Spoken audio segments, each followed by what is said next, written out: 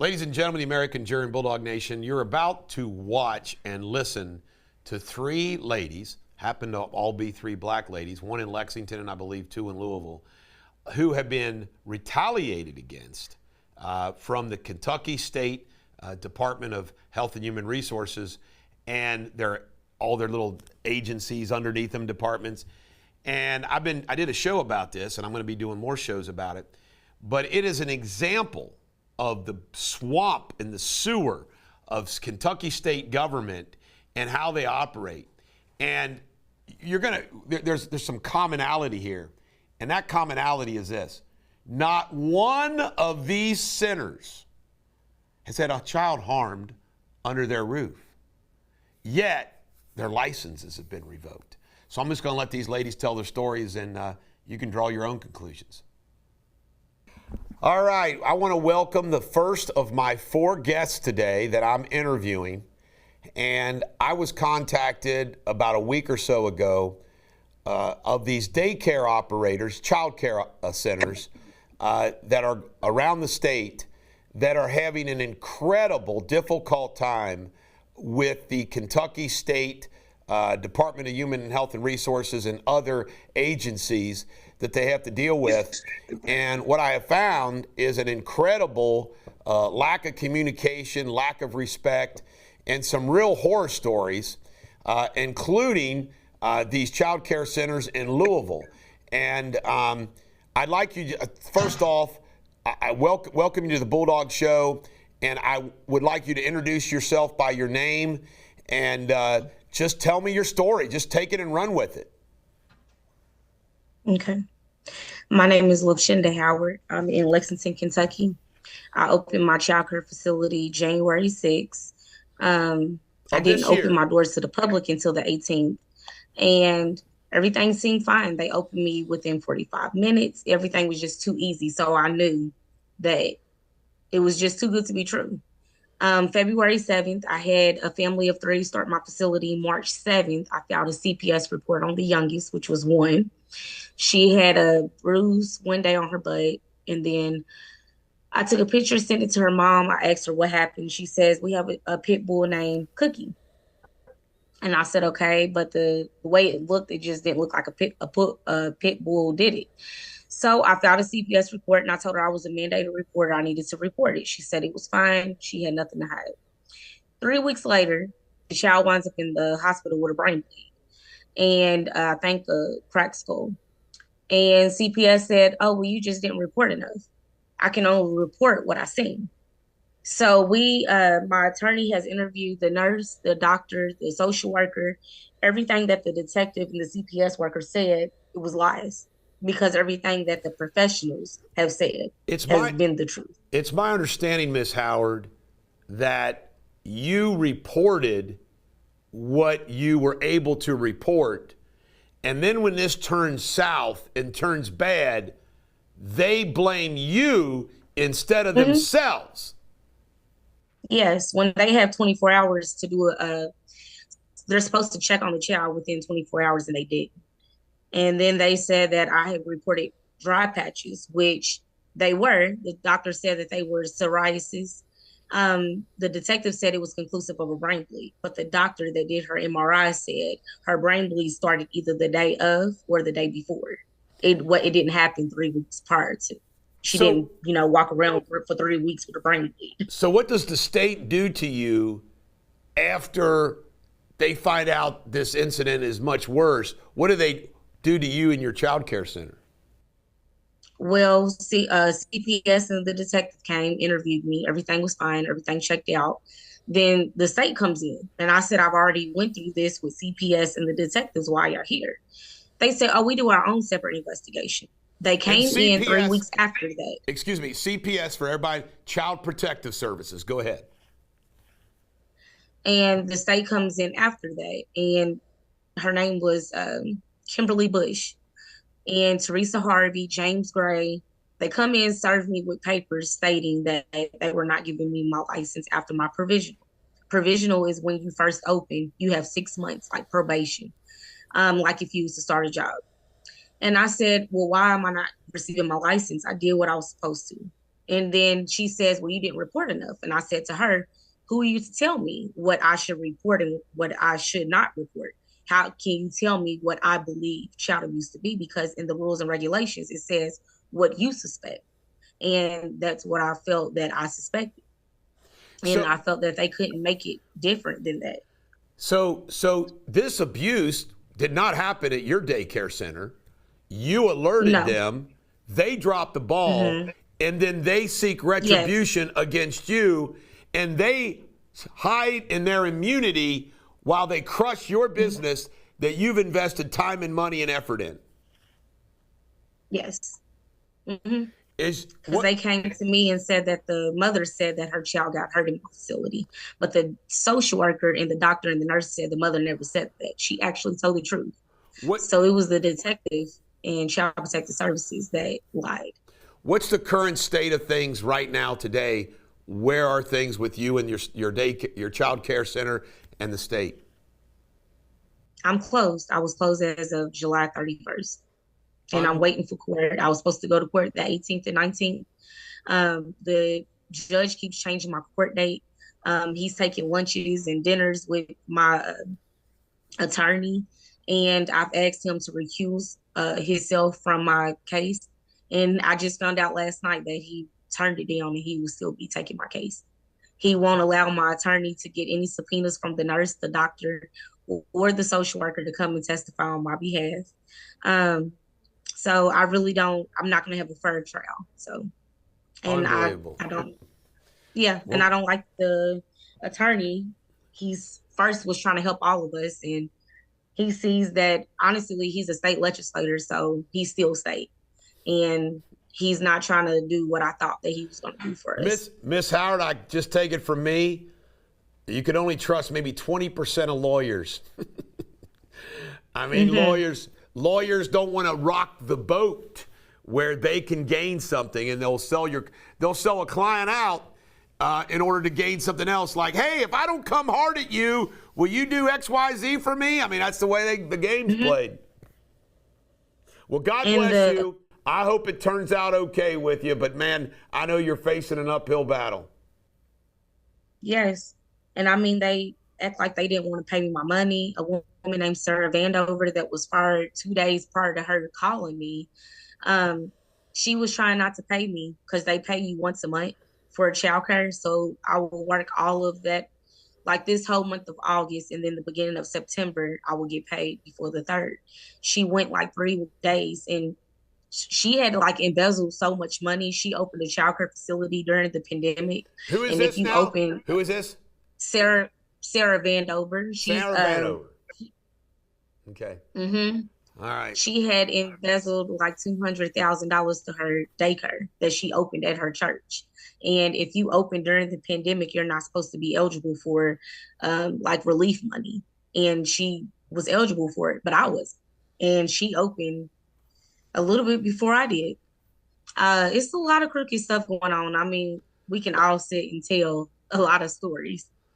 All right. Well, we're going to interview 3 more of you ladies. Thank you very much, love. I appreciate it. Thank you. Have a good one. You too. All right. This is my second of 4 interviews that I'm doing this morning with these child care operators in Kentucky. And this is Rhonda. And Rhonda, I'm going to do the same thing to kickstart this that I'm doing with the others, is simply just tell the people what you want to tell them. Tell your story. Okay, my story is dealing with child care. I've been a child care owner I was for almost 20 years, had a clean record, had a false report sent in on me.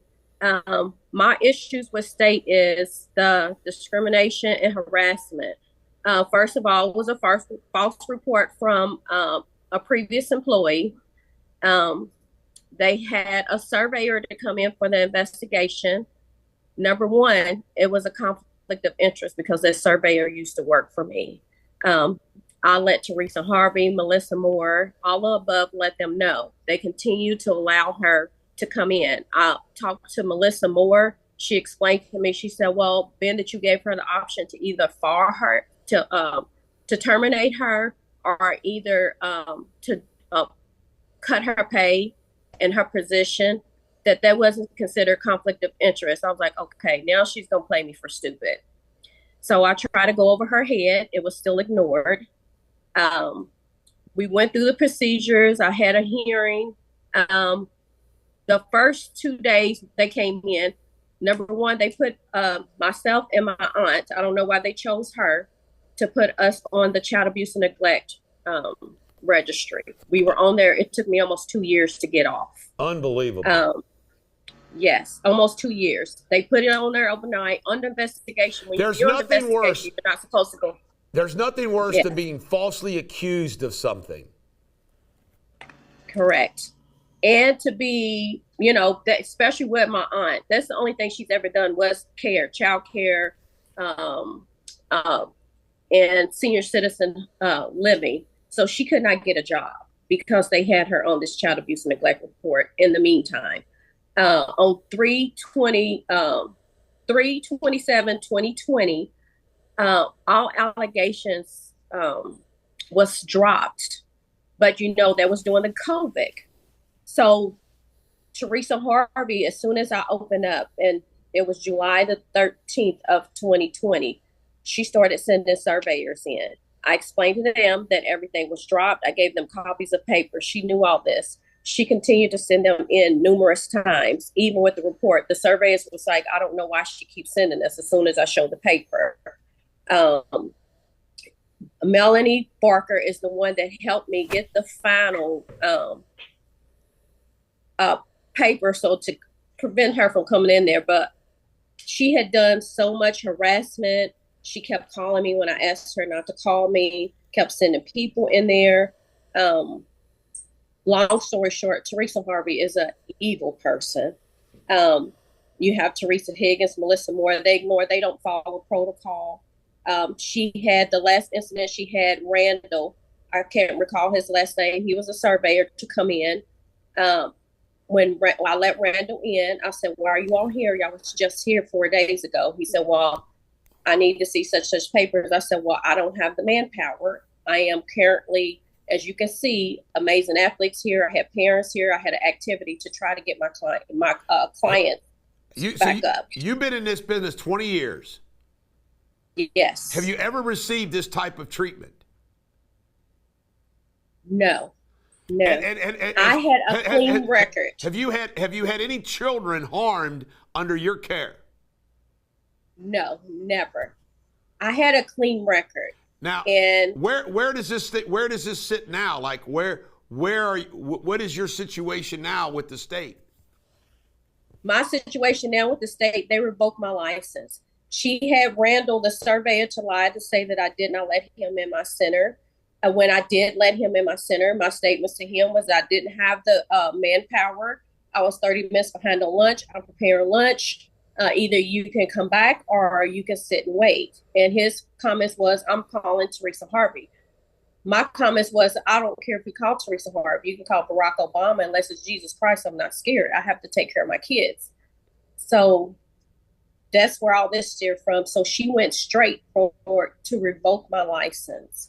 And they allowed Adam Matter and Eric Freelander, they signed off on it. I know somebody that knows Eric Freelander's assistant. He pulled my records. Supposedly Eric Freelander and him went over my records. His assistant called me back and stated that we can see where you have been harassed. But Eric Freelander's statement was that he cannot reverse it because of the backlash that he would get from the people above him if he did that.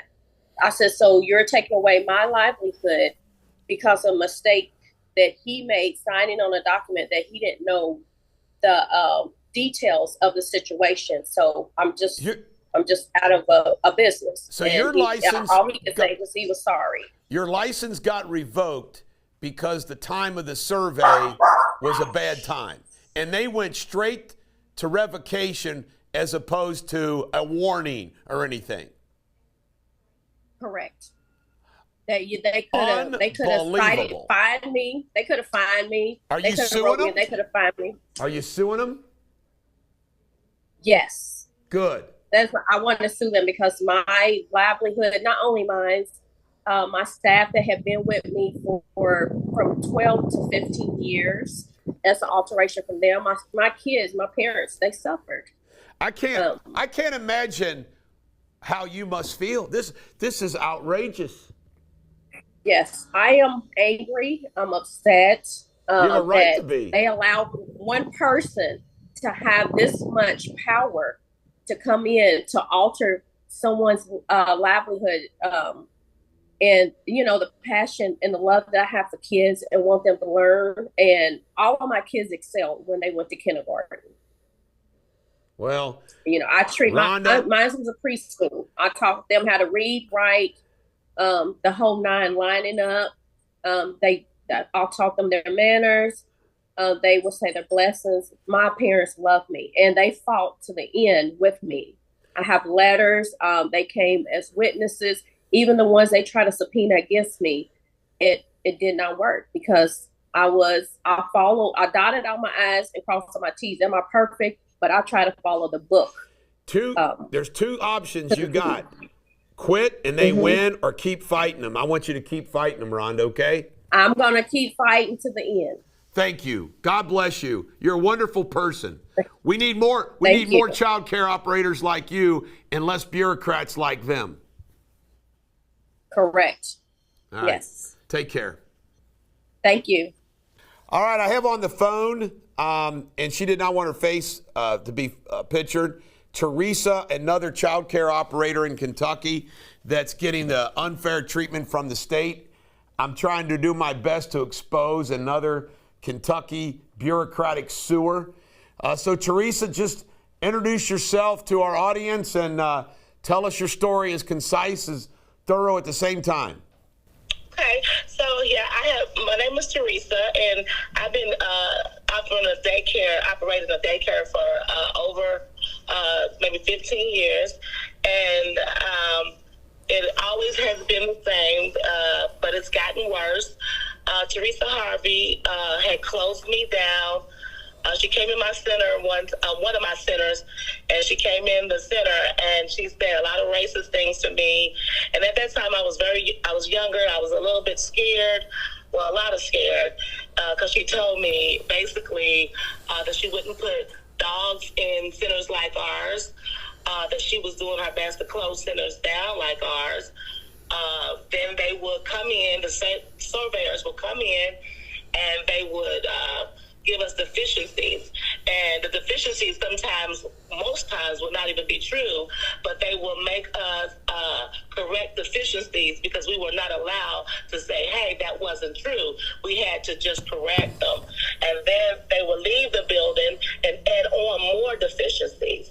Not only would they do that, they would basically wouldn't give us our capacity. They would make us have less capacity so that we could not take care of more kids. Teresa, I want to pause you for 1 second before you continue. Has any child ever been harmed under your roof? No. All right, go ahead. No. Matter of fact, we had probably the last complaint that I just received was I called a CPS on a parent, and then they came out to investigate me after I called, and that was just that was about a month ago. And then in 2020, someone did call and gave a false report. The surveyor cleared me and said, hey, there was no evidence that this happened. And then Teresa Harvey gave her the paperwork back and said, go back and find something. And she called me and told me she was sorry and that this server no longer worked there. Teresa Harvey had them doing things that just wasn't ethical, was not good for the daycares, and trying to find something to make us look bad. If there's nothing there, she wants something on paper to show that we look bad. And it's just a lot of lies, a lot of bugs, a lot of racism that we endure. I have tried to contact Governor Bashir years ago. I tried to contact the cabinet, just discussing about how I've been treated, and no response. no response. And if you complain, they will really send you bills that you don't owe.